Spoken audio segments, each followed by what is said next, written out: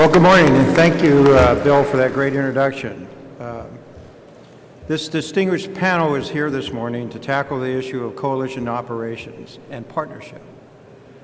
And we hope to engage all of you in this discussion, and I ask for your critical observations and penetrating questions as we go forward. Coalition, according to Webster, is a temporary alliance of distinct parties, persons, or states for a joint action. Clearly, coalition operations have been a key element for the U.S. military for the past 2 decades. But please allow me to lay out a few questions that may be a bit impolite. 1, have coalitions become more about politics than operational effectiveness? I think back to the 2003 Iraq War, when I never heard Vice President Cheney refer to U.S. forces involvement, but rather always used the term coalition forces in Iraq. Second, do coalitions force a lowest common denominator tempo of operations? Third, despite the time and treasure invested in command and control, does the U.S. too often go out on its own, making C2 data exchange and the, quote, common operational picture challenging and difficult for other coalition teammates? And a final question that I throw out on the table: Are coalitions really important to U.S. forces or only to U.S. policymakers? Said another way, would U.S. commanders really prefer that coalition forces just stand aside and let us get on with the operation? I have an interesting sea story on that very issue if anyone wants to ask that question later. So having set the table, let me introduce to you this very distinguished panel. I've asked each of them to provide a 3 to 5 minute set of opening remarks, and then we will take your questions. First, to my right is Vice Admiral Michelle Howard, a career surface warfare officer with extensive experience in coalition and expeditionary operations. In 1996, as XO in USS Tortuga, she deployed in support of Operation Joint Endeavor, the peacekeeping effort in the former Republic of Yugoslavia. Later, as Commander Amphibious Squadron 7 in 2004 and 5, she deployed with Expeditionary Strike Group 5 to provide humanitarian assistance and disaster relief in the wake of the Great Tsunami in both Indonesia and Sri Lanka. Later, her staff conducted maritime security operations in the North Arabian Gulf with ships from the U.S., Australia, the U.K., and Singapore. In 2009 and 10, she commanded ESG-2 and deployed to the CENTCOM area of responsibility, where she commanded CTF-151, the multinational counter-piracy effort. Currently, she serves as the Deputy Commander, Fleet Forces Command here in Norfolk, Virginia, with additional duties as Director, Combined Joint Operations from the Sea Center of Excellence, a NATO-accredited organization with 13 member nations. Just recently, she was announced to be the next Deputy Chief of Naval Operations, Plans, and Strategy on the CNO staff in Washington. I've asked Admiral Howard to articulate the importance of coalition operations from a U.S. military perspective. To her right is our second distinguished panelist, Major General Mel Desailly. The general started his military career in 1976 at the Royal Military Academy in Breda, studying aerospace engineering. He worked at several F-16 air bases in the Netherlands in aircraft maintenance and readiness. He was appointed commander of Air Base Eindhoven, home of the RNLAF Air Transport Fleet from January 2003 to November 2004. During this period, Eindhoven took part in deployed operations with KDC-10 and C-130 aircraft based in Kyrgyzstan and Uzbekistan as part of the International Security and Assistance Force, ISAF. At Eindhoven, a center of cooperation in air transport between several European nations was developing during those years. During 2008, he was appointed contingent commander for the Netherlands Armed Forces in Afghanistan, based in Kandahar. He was director of projects and acquisition in the Netherlands, running investment programs, many of them international cooperation programs such as JSF. Since September 2012, he has been the Assistant Chief of Staff for Command and Control, Deployability, and Sustainability in NATO Allied Command Transportation here in Norfolk, Virginia. I've asked the General to address the technology challenges, especially with regard to operating with U.S. forces, but others as well. And to his right is our third panelist, Brigadier Lai. Tim Lai is an infantry officer by background with extensive experience in multinational coalitions at the tactical, operational, and theater strategic levels. He deployed several times to the Balkans in the late 90s and early noughties, and I think in American that's the 2000s, I believe. Both to Bosnia under NATO's S4 and to Kosovo under K4. In 2002, he served as Chief Operations Officer for the 17,500-strong United Nations Assistance Mission in Sierra Leone. He has planned combined operations for the UK from their Ministry of Defense and their permanent joint headquarters, equivalents to the Joint Staff and a combatant command. And he has been a frequent tourist of Afghanistan, including as the Chief CJ-5 for Combined Security Transition Command Afghanistan in 2007, and as military advisor to the UN Special Representative in 2009 and 10. The Brigadier now serves as the UK's military attaché in Washington. He has agreed to speak on issues and challenges with regard to ensuring that coalition parties are truly full partners. And in this time of fiscal austerity, he will address those impacts as well. And lastly, but by no means other than in terms of order, is our final panelist, Mr. Andrew Shapiro, who is currently the Managing Director of Beacon Global Strategies, LLC, a Washington-based strategic advisory firm specializing in matters involving international policy, foreign affairs, national defense, intelligence, homeland security, energy, and cyber.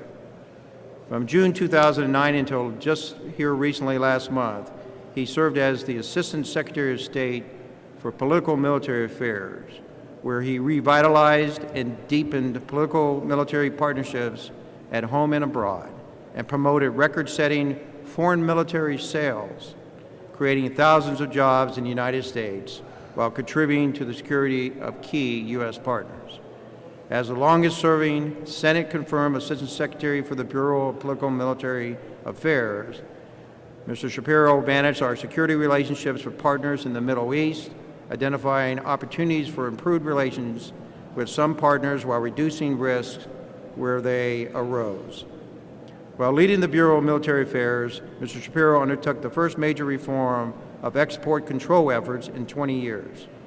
During his tenure, he announced the largest U.S. government foreign military sales package in history and presided over the proceeding of a record number of U.S.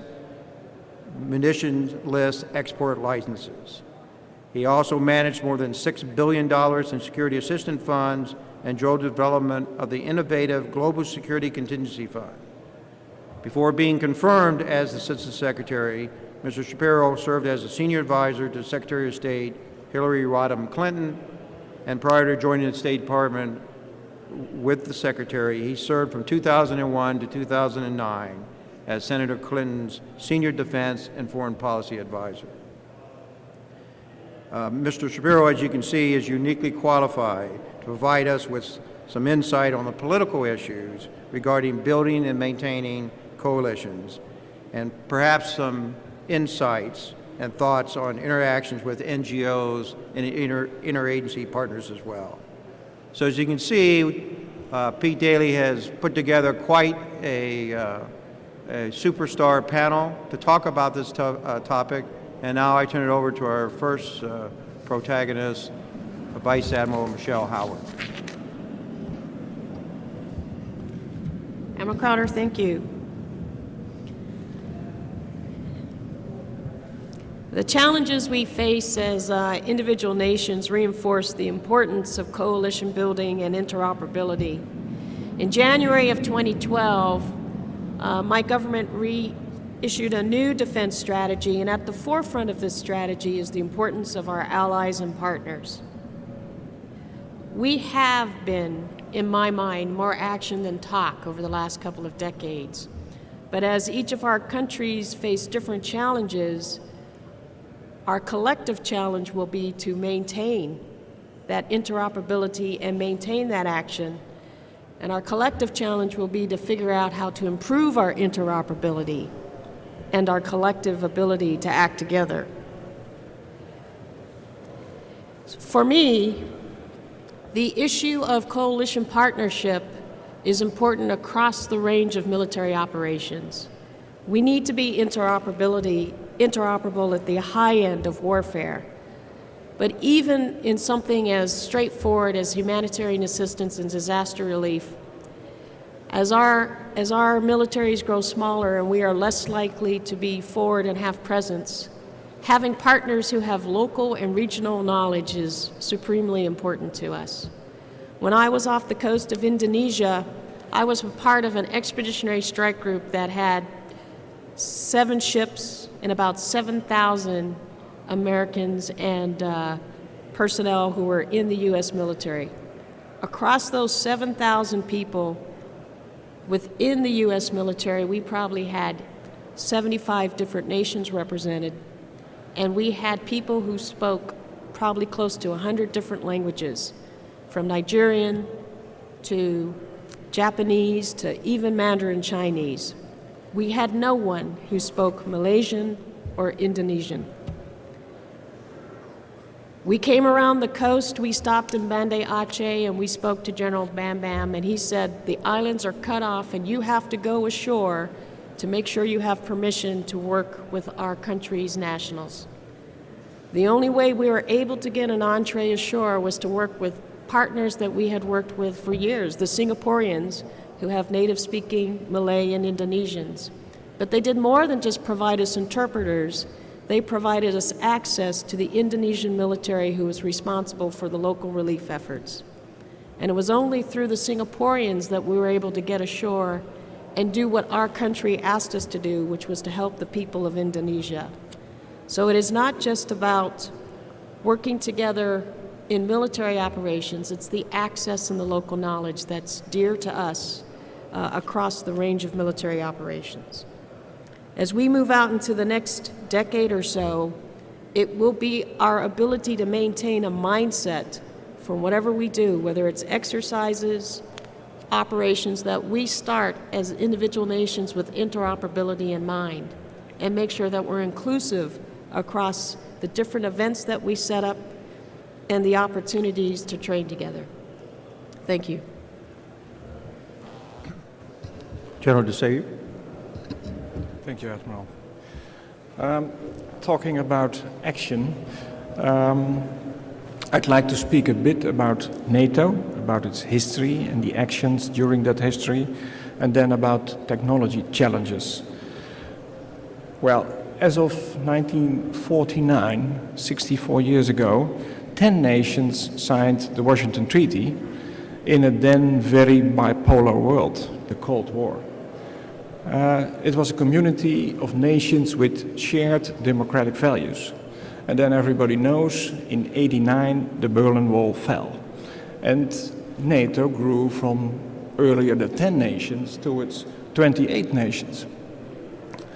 where the Central and Eastern European nations were added. So that was a huge transition in Europe. And of course, you know better than I do the different world after 9/11, where we are living in this world of globalized insecurity. And then the challenges were more from outside of our boundaries, of our 28 nations.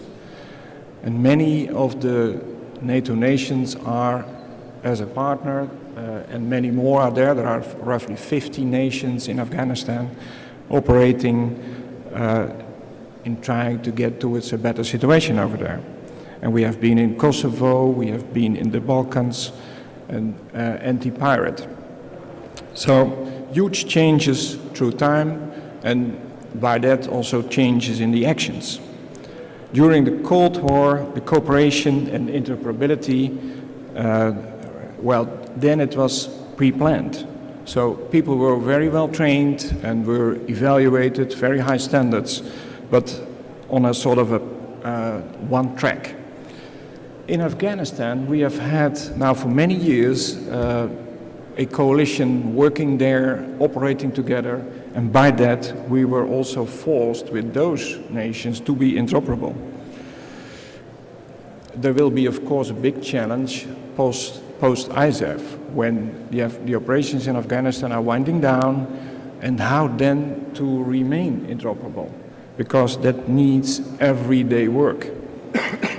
And interoperability, well, it's about, there are different layers. You have the language, as you just explained, and well, I talked to you, ma'am, earlier this morning about the Dutch being able to speak English. Well, I was in Afghanistan, and my nation sent one guy to Kandahar who didn't speak English. And we had to take him out of this NATO command and control center because they sent the wrong guy.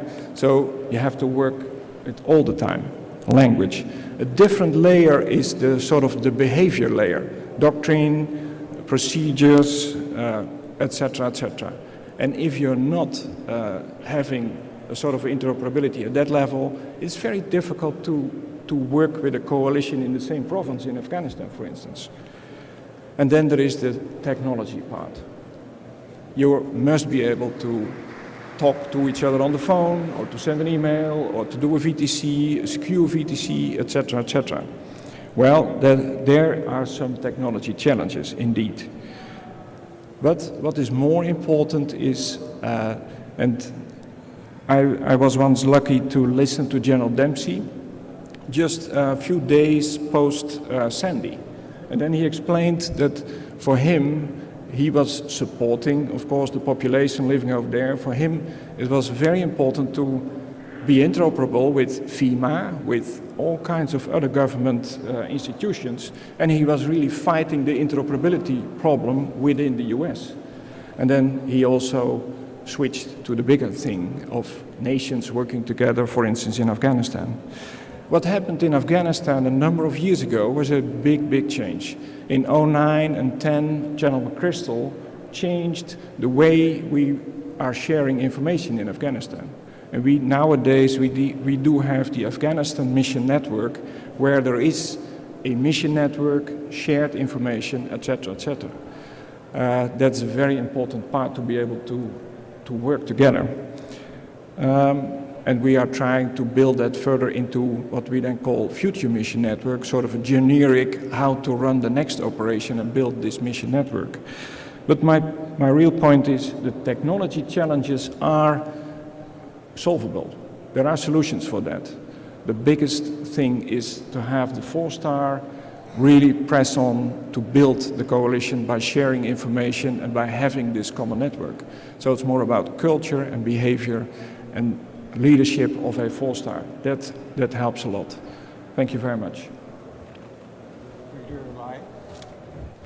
Excuse me, Brigadier Lai. Coalition, is it all talk? And the answer, of course, is it's not. But coalitions can do better. But that said, there may be a limit to what they can do. I'll use 4 headings to illustrate what I mean, and some of it will build upon what General de Seo said, although I might present also a slightly different perspective. Political will, leadership, capability, and interoperability are the headings that I'll use. Political will, first of all, it requires an adequate confluence of interests, and we can see how that's worked or hasn't worked in the past. Look at the Balkans in the 1990s. It was on Europe's doorstep. In fact, it was in the House. It was comparatively unchallenging in today's terms. It was peace enforcement, peacekeeping, and yet there was equivocation. Look at Iraq, highly controversial, so political will was not widespread. There was a coalition, it was quite small, and although small coalitions may be militarily effective, legitimacy does suffer. So I would say that actually Afghanistan is remarkable in the political will that it is galvanized, and it may be the galvanizing effect of 9/11 that is most attributable to that. The next is leadership. The need for strong leadership and indeed an adequate framework to translate that leadership into action. And again, look at the Balkans and compare the effectiveness of IFOR under NATO leadership with the UN mission that had preceded it. Look at Afghanistan, and here I may be sort of countering some of what you say. I don't think many would dispute the de facto US leadership that has evolved since 2007 in Dan McNeill, but especially since 2009 in Dan McChrystal, which has supplanted the rather disparate national fiefdoms that existed previously with slightly uncoordinated campaign plans. Look at the UN mission in Sierra Leone before 2000 compared to after 2000. Maybe a recent example of how we can do things better was Libya under the sort of leadership of UK and France. And my conclusion, I suppose, is that on leadership is that coalitions probably require somebody to take sort of framework nation status, especially when it is challenging. Capability is next, and here both quantity and quality. And I think this is a major US bugbear, actually. Why cannot other allies and partners do more? They provide around about 70% of ISAF, for example. And that is true up to a point, but if you turn the optics in a different way, actually others are doing some heavy lifting. And so if you do it in terms of per head of population, for example, they only come second. Tonga are way ahead of the United States. And if you do it in terms of GDP calculations, the United States only comes 10th, and the UK sort of languishes in a poor 14th place. So there are small nations out there that actually think that they're contributing very substantially, and they are, and I think that sort of needs to be taken into account. But improving collective capability is also not easy, and especially in the circumstances that most nations find themselves now, because austerity actually drives nations to prioritize so-called sovereign capabilities, very often at the expense of collective enablers, and very often at the expense of duplication. It's maddening, but it is reality.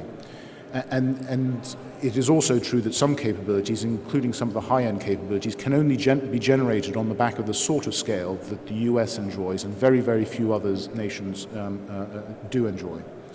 So there is more that can be done, and going back to NATO, for example, it may be that some of the institutional overheads can be reduced, but there may also be a limit to just how far, if you like, smart defense and burden sharing can be taken, because it's really hard. Last point is that increasingly effective coalition that is facing a stern challenge needs hardwired technical, intellectual, and procedural interoperability. And so going back to the Balkans, we now know, although it seemed rather challenging at the time, that it wasn't that challenging. And indeed there was a peace agreement in place. People had stopped dying rather quickly. And so, if you like, it was possible to take a sectoral approach and to accept some of the inadequacies of the organization and the methodology that was taking place. Not so in Afghanistan, and not so in the operational environment that most people are predicting. We really need to be better on day one, if you like, if we're going to do things. And so, taking another example, the Afghan mission network, conceived in late 2008, interim operating capability around late 2009, but to this day I think there are only 11 nations whose national networks are fully integrated into the Afghan national mission network. So how do we do better? I mean, first and foremost, we mustn't give up on alliances, partnerships, and coalitions, because they are the way of the future, I think. Increasingly, unilateralism is untenable, either unaffordable or politically difficult. But it may be that in some instances a piecemeal approach is better than trying to sit, for example, the 28 nations of NATO around a table and come to agreement. And so what for example, the US and UK armies have recently agreed a sort of vision statement for future cooperation aimed at making those things that matter most work better. That is entirely consistent with things like the work that we do under Five Eyes and the ABCA mechanism, and also entirely consistent with what we do in NATO. Small ink spots, if you like, that can grow into something better. Things like open equipment architecture help, but very often that can only be forced by those that have sufficient might in the marketplace. Things like sensitive technologies and limits on sharing intelligence hinder, and that can be particularly important when it comes to challenging operations where responsible intelligence sharing becomes really, really vital. So to reiterate and to conclude, I guess, it isn't just talk, but it does need thoughtful reflection on how it can be done, and there may be limits to how far it can be taken. Thank you. Thank you. Mr. Shapiro? Thank you very much, and this is my first appearance since being in government, my first public appearance, so I can finally speak my mind and remind that nothing I'm saying should reflect the positions of the U.S. government. I would say, the very first question that Admiral Crowder asked is more about politics than operational effectiveness. But I think at its core, joining a coalition is a political decision. It's a decision that's made by governments for a wide variety of reasons. Sometimes it may be treaty obligations, others they may have their interests implicated. Afghanistan is an example of a coalition that had broad support in the aftermath of 9/11. But even in Afghanistan, there was a tremendous amount of effort paid to coalition management and to addressing the challenges that a broad coalition required. But Afghanistan is a bit sui generis. It's not going to be easily replicated in the future. When you look at Libya, which was a NATO operation, not all NATO members were willing to participate.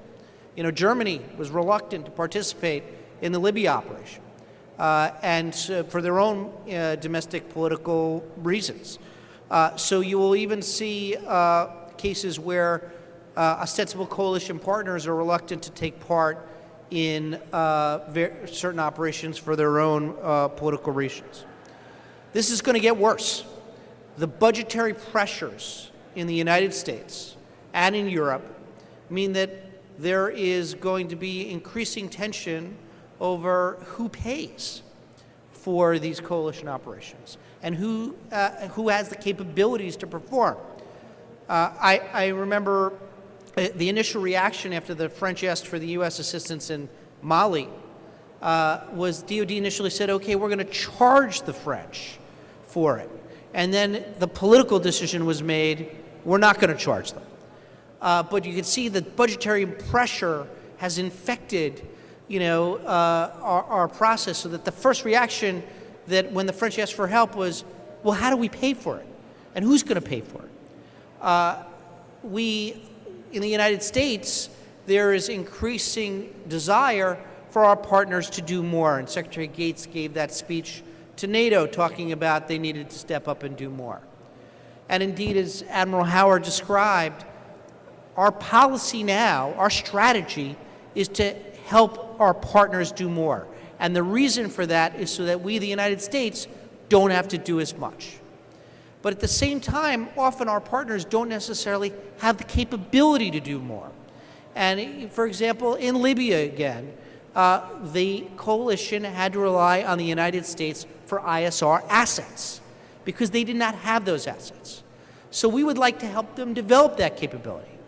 But at the same time, our system is not well set up to deliver those capabilities as well as it should be. If our stated policy is we want our partners to do more, then we need to be able to deliver more. However, our system has been set up to look at technology transfer issues, which often are difficult to get through, to look through non-proliferation issues, to look through foreign policy issues. And so, on the one hand, we want our partners to do more. On the other hand, we have a system that's set up that's designed to raise red flags at every step of the way. And we need to resolve this internal contradiction in our own system.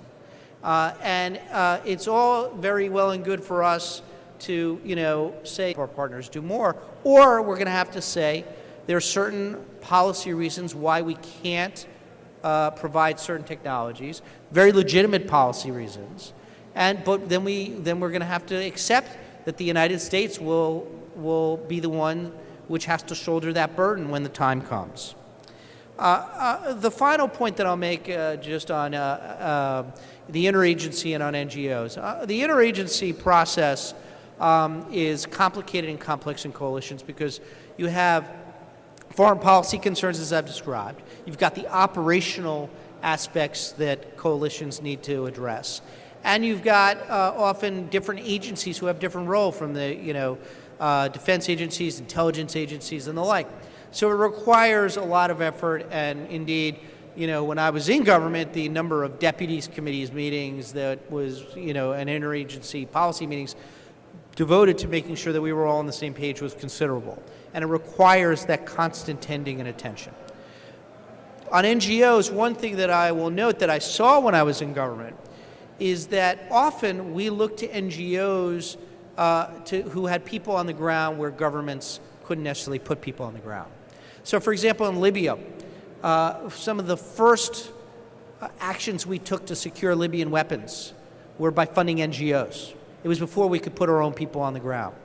That will likely be the same model that we follow in Syria. There's no great appetite to put a lot of people on the ground in Syria, but the NGOs will have people on the ground.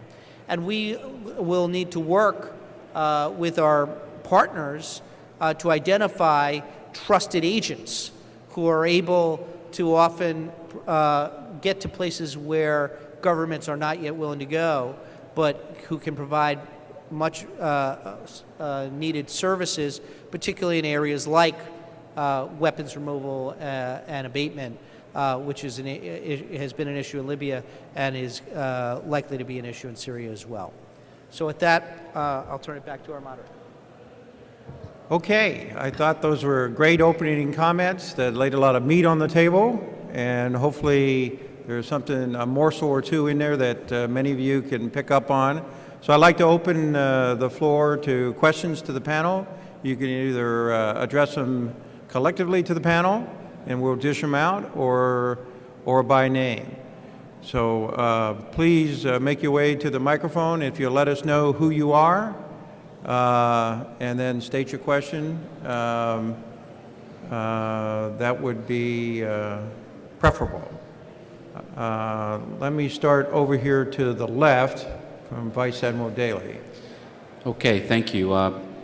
The panel touched on this topic of what is the best approach. Is it to make each of our allies more robust over a range of mission areas?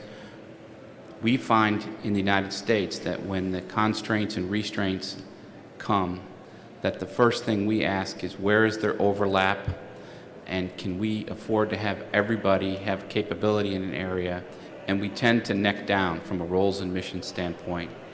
Do we need a coalition version of that where we dole out areas, not where we just have partnership, but also capability specialization, which has an economy to it? Brigadier Lai, will you take that for starters?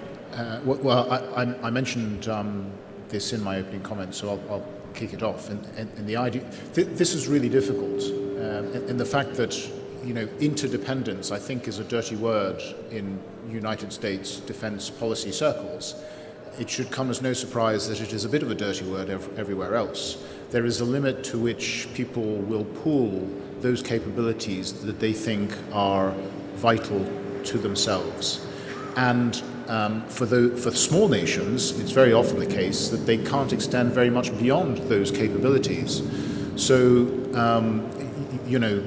my observations from recent operations is everybody talks about burden sharing, and it's usually the larger nations that are talking about how the smaller nations might be able to share their burden. But the reality almost invariably is that it's the larger nations that are sharing the smaller nations' burdens, because just to help them get them out into the field, they require enablement. And as I said in my comments, it's maddening, but I think to an extent that is reality. We can be much smarter in the way we do stuff, but we also need to be realistic as to what the art of the possible is. Go ahead, General. Yeah, I would be happy to add a bit on that. There are in the several summits of NATO, there have been a few where there were priorities mentioned, areas of capabilities where especially the other nations than the US should invest with priority in. So that helps to focus the other nations to buy or to build capabilities which are most relevant. And for that there is also a process among the 28 nations which is called the NDPP. It's a planning process where we sort of try to lay out, please spend your money wisely and do it in those priority areas. And whenever austerity and budget pressures come, try not to cut those ones which are most relevant. So there is a process. It could of course be better and faster, but there is a process to build this clear picture. Thank you for the question.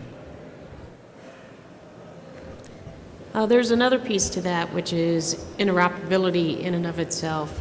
So you raise the issue of there will be different nations with different capabilities, different militaries with different capabilities. But what is the effectiveness of that if you're not interoperable, don't have interoperability? And there has to be a common understanding of what we mean by that. At the lowest end, it might be merely deconfliction. And do you want to fight a war where you only have deconflicted? Or do you want to fight a war where you have true coordination? Or do you want to fight a war where you have true integration? So it'd be for these individual nations to have high-end capability. If we are not at a high level of integration, we are not leveraging off those different capabilities. If we're only at the ability to deconflict, we're not synchronized in the warfight. So even across different nations with different capabilities, we have to get to a certain level of interoperability. We have to agree to what that is.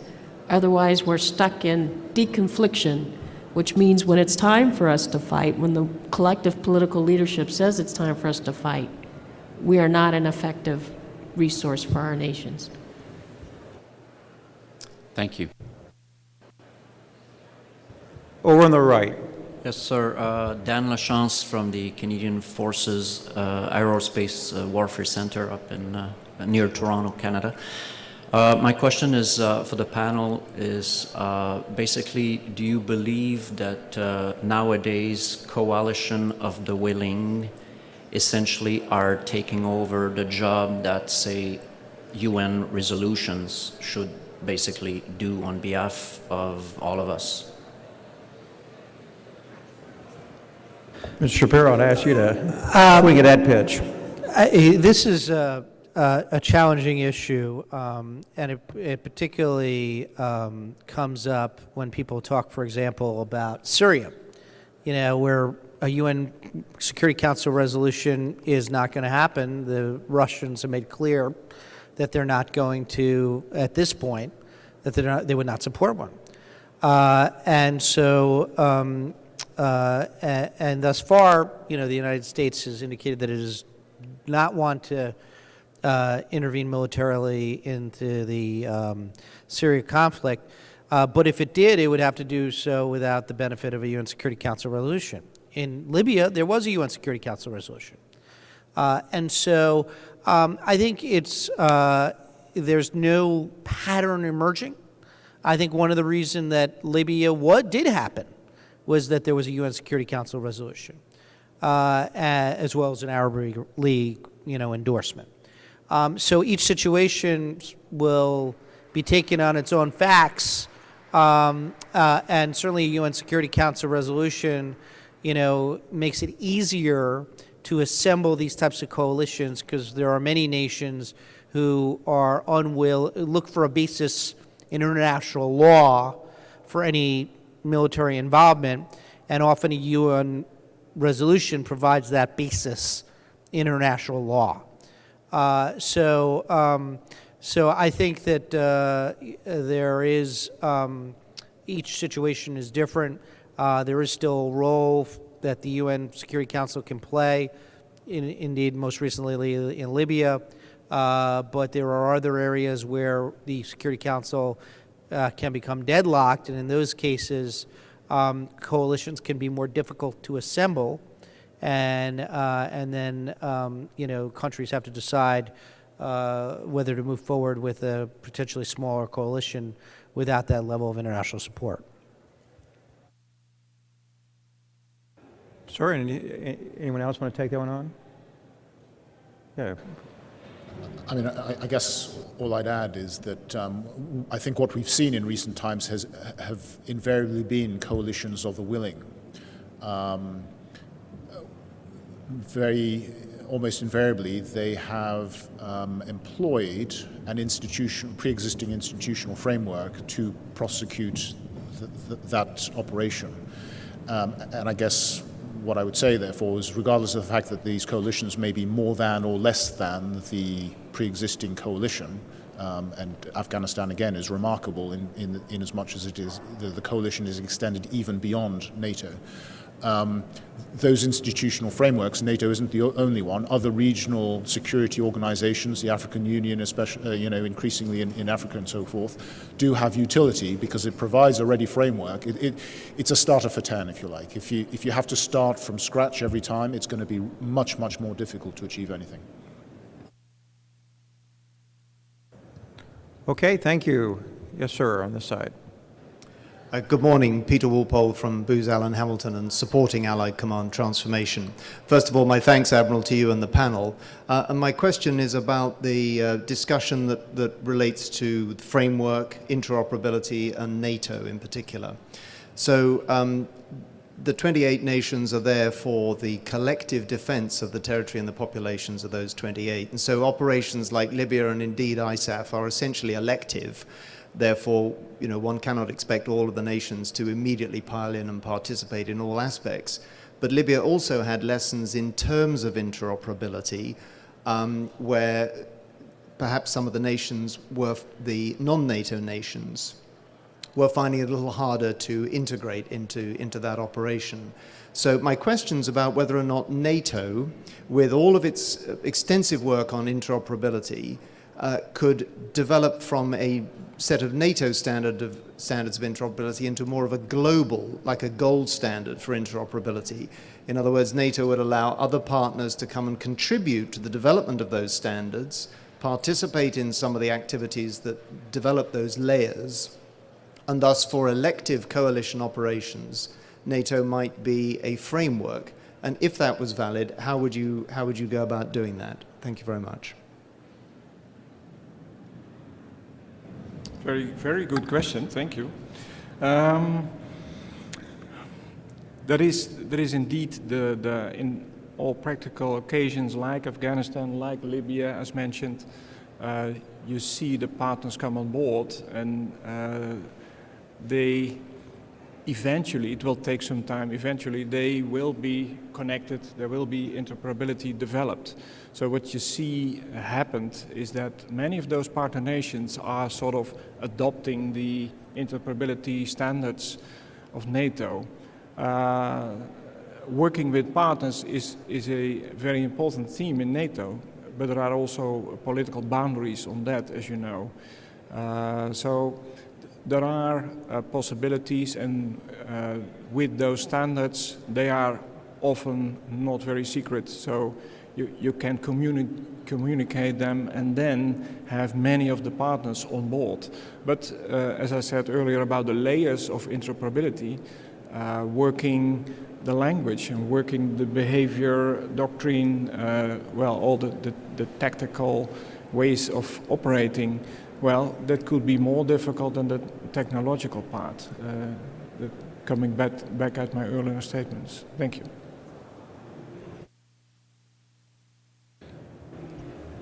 I think based on where we are, one of the issues we have to look at in interoperability is you can go after the technology, and then there's the challenges that he mentioned where we have different relationships with different countries, or we can go after the way we do things, the processes. And so when you look at something, what's happening off the Somali Basin and the Gulf of Aden, the processes by which we prosecute pirates become standardized, whether you're a NATO task force or an EU task force or a single country-led task force. And so if you can get and start with having gold standard processes, the optimal way to approach operations, that might lead to the sharing of technology as a aftermath.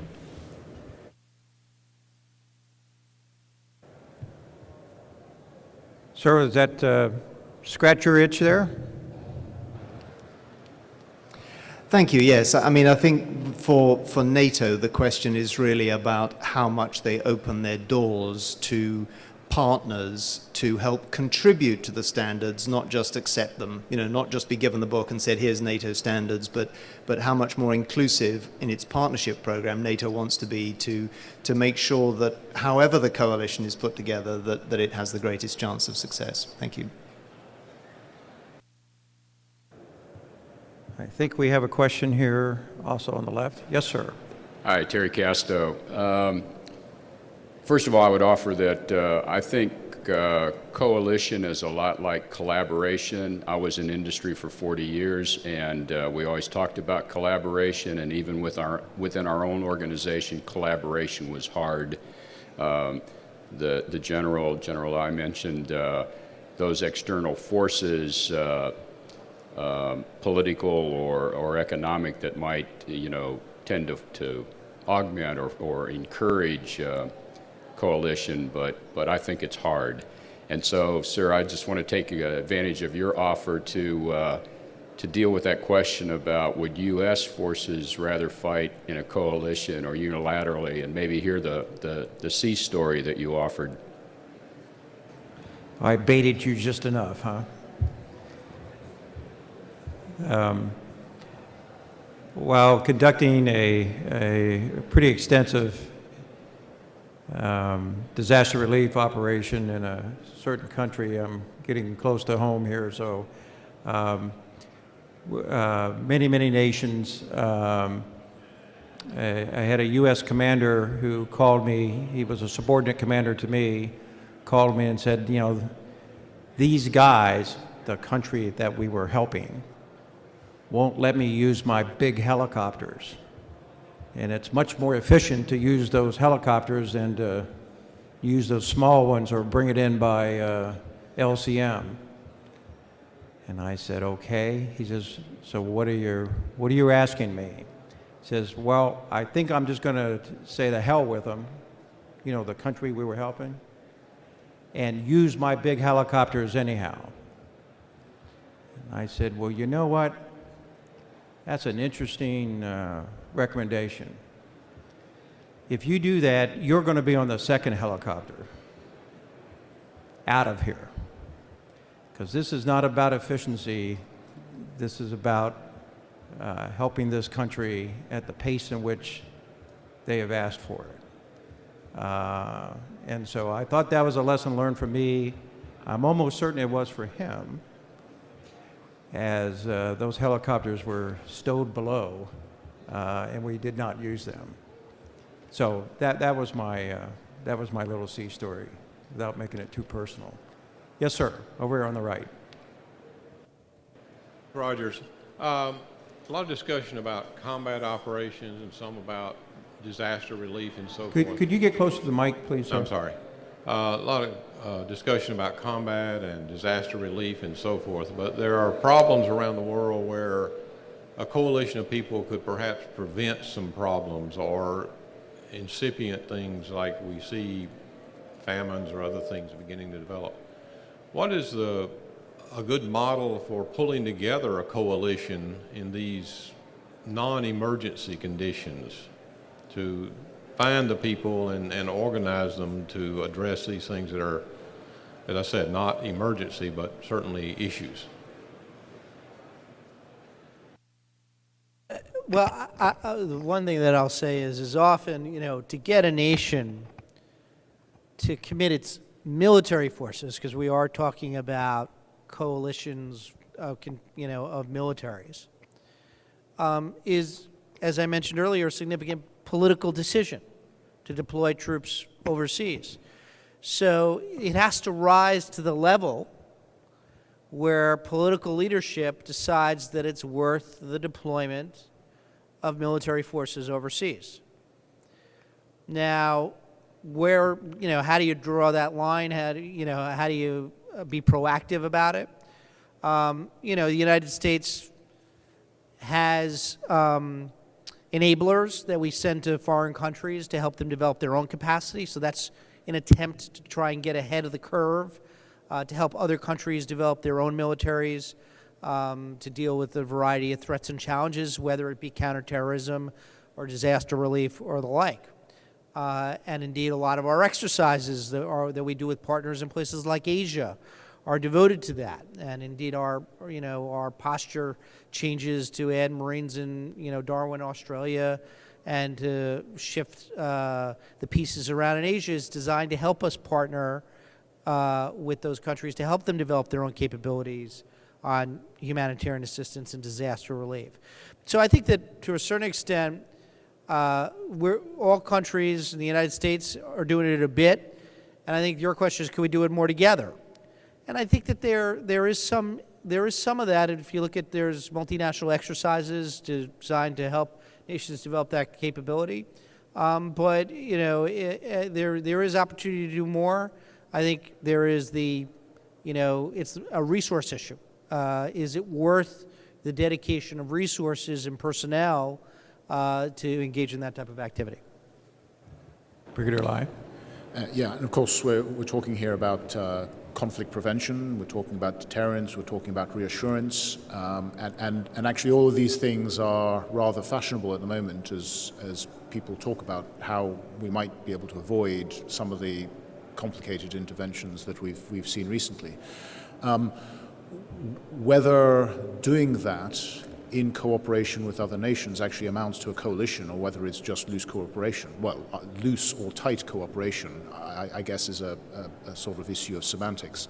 I think there is great opportunity to do things better than we have in the past. I think that in recent times we've probably done things slightly ad hoc. We could be a little bit more systematic about it, and it may be that the austerity that we all face forces us to be a little bit cleverer, and to offer greater visibility amongst our partners as to what each other is actually doing, so that we can maybe burden share a little bit more effectively. But what I would say is this isn't new, and it may be that NATO's greatest success was the Partnership for Peace program, which was all about sort of reassurance and in that space there. So not new. General. To add a little bit to that, NATO does indeed have the Partnership for Peace, number of countries who are involved in that. There are also, like the Mediterranean dialogue, there are more nations which are having a dialogue with NATO nations. So that's actually a big number where there are talks about how to build that better security situation in those areas of the world. It is, of course, limited. The resource issues are always there, of course. I'm stationed in Norfolk, not in Brussels, so I don't know about the day-to-day business which is running over there. But the big building in Brussels is indeed a sort of a platform to have those sorts of dialogues and try to build a better situation in those areas. But it is limited. Resources are limiting. But there are mechanisms. Thank you. I also believe that although the title of the panel was, is it more talk or less action? In this case, it's got to be more talk. That there is a baseline level of operations that all our nations have to sustain in order to be viable fighting forces. And in this case, it's more talk and more transparency. And so if you know you're going to train your forces and you know you're going to deploy them, do you want to train up together? You're already going, and it turns out there are windows where the schedules match up. So for Fleet Forces Command, within the last year, for the first time, we had a German ship come over and train up with the Carrier Strike Group and is deploying with the Carrier Strike Group. They were already going to deploy anyway. And over the years, we've trained up and worked up with Canadian and British partners. But it's opening up that aperture, so it's more than traditional allies, but it's within the organizations that already exist, NATO, and looking for those windows of where we can work together. For the U.S., over the last 5-6 years, we've been building in the preventive area the deployments like Pacific Partnership, where we send out a hospital ship or an amphibious ship. But the point is not that those are U.S. only events where we engage with other countries, provide medical services or other services, but that it's multiple nations and, more importantly, probably NGOs from different nations that embark the ships at different times when they're able, and then provide support to the different countries around the Pacific or down in South America. Okay. I told the panel that I was saving the hard questions if the questions from the audience kind of went scarce, so here it goes. In the fall of 2001, I was the Director of Current Operations for the United States Navy, and we were planning for operations into Afghanistan in the wake of 9/11. And then earlier today, I heard talk of how, with much alacrity, we were able to get the Afghan mission network up and running at full operational capability by late 2009. Always a problem getting the command and control up. Wouldn't it make sense to have the Afghan mission network renamed the X mission network, have it on the back of a C-17, and ready to go on day one, instead of taking nearly a decade to have it up and running? That is indeed a very good question. Actually, at the moment, we are running what we call Future Mission Network, but the name could be improved by Federated Mission Networking, and by that we are trying to sort of freeze the qualities of AMN and bring them on the shelf, and for the next operation build this mission network much faster. So that is indeed an ambition in the coming months to build it. And actually in the military committee I promised to have that ready the end of this year, to have an implementation plan for that. So spot on. The next operation, we should be able to roll out such a mission network much faster. Those years, far too many years, absolutely. Meanwhile, I know that the Americans are working on something similar. I think they call it something like the Future Coalition Environment. And the key, of course, will be to make sure that the two are either compatible or indeed even better, the same thing. And actually it's a good point, because it may be that we're in a situation now that even the United States can't afford more than one network. And so if we actually did all have the same network, how good would that be? And indeed, we are working quite closely with our US colleagues on making sure that both will be interoperable. That's a very important goal. And I was happy to listen to General Dempsey stating the same goals. So that helped us quite a bit. Thank you. Okay, how about another curveball? This is for our two NATO generals. There was much to do in the press here during the Libya operations about America, quote, leading from the rear. And I'll ask Mr. Shapiro to weigh in afterwards. I'm pretty sure that wasn't the official U.S. policy, but the press loved it as a title. As we look at major operations like Libya or others, what is your thought on America and their armed forces leading from the rear?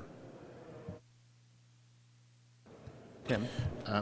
The first thing is, if I may, sir, I will observe you have 3 NATO generals on the panel.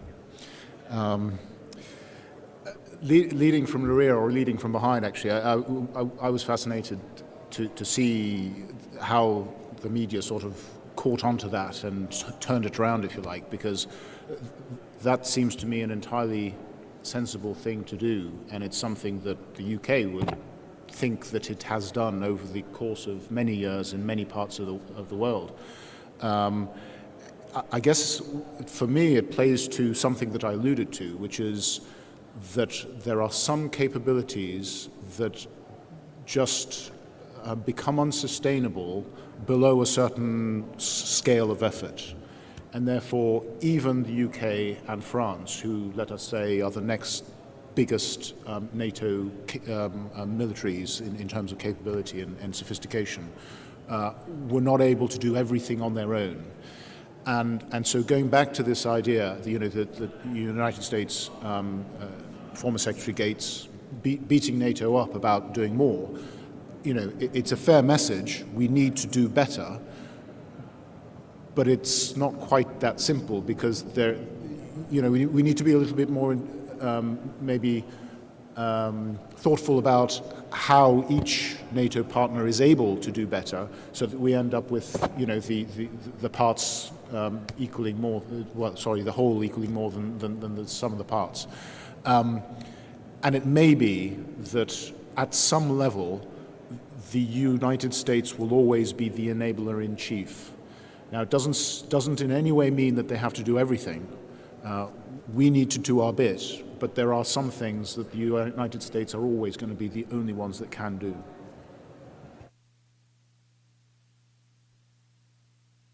Yeah, adding a little bit to that those priorities, they should be, and they are very clear among the nations, and especially in the austerity period, we really should look to spend our money much more wisely. And then in the interoperability issue, as you raised, is hugely important to be able to use the parts which are there in Europe and not have them wasted because there is no interoperability. So that's a huge part. So that means that the old struggle for interoperability, we have to do every day a little bit in that and keep working that. Thank you. Mr. Shapiro, would you like to comment? Yeah, I mean, I don't think that you're right. That was not official administration policy. It was a background quote from a New Yorker article, I believe. And I think that, this administration acknowledges that United States leadership is indispensable. But we are also keen on ensuring that our partners have the tools and capabilities to do more. And providing our partners with greater capabilities and acknowledging that the United States is not going to continue to be the first party in necessarily in a lot of places anymore, but we're going to look to partners. Look at an example, AMISOM. The United States provided assistance to Kenya and Ethiopia and did not put, fighting people on the ground, and al-Shabaab was routed. It provides an example in Mali where the United States does not want to put boots on the ground, but if we are able to provide support to partners, they're the ones who can take on the threats that exist in northern Mali. But there's no question that the United States can play the convening role for those types of activities, and will continue to do so.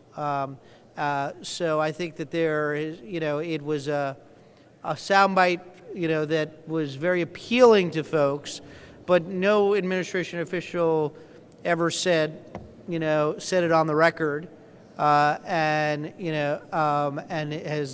it's not ever been considered in administration policy, to use that term. Okay, we have another question here to the left. No, it's not exactly a question. I am Colonel de Fontenay. I'm French liaison officer to U.S. Joint Staff Suffolk. You were talking about leading from the back. I don't know if the word leading is good. I will say helping from the back. And it's exactly what happened when France want or need to go to Mali.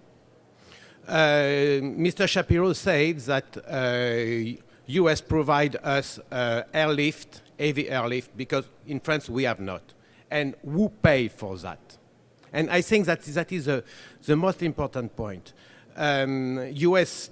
accept to give us this help without paid. And that is leading or helping from the back.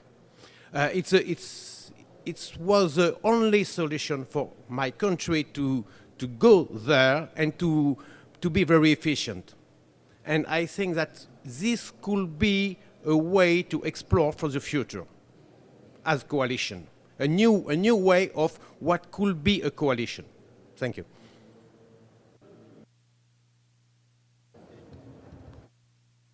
Okay, thank you, sir. I thought those were very good comments. Any other questions before I wrap this up for this session? Well, again, thank you very much for your attention. I hope this was educational for you. It was for me. And thank our panel.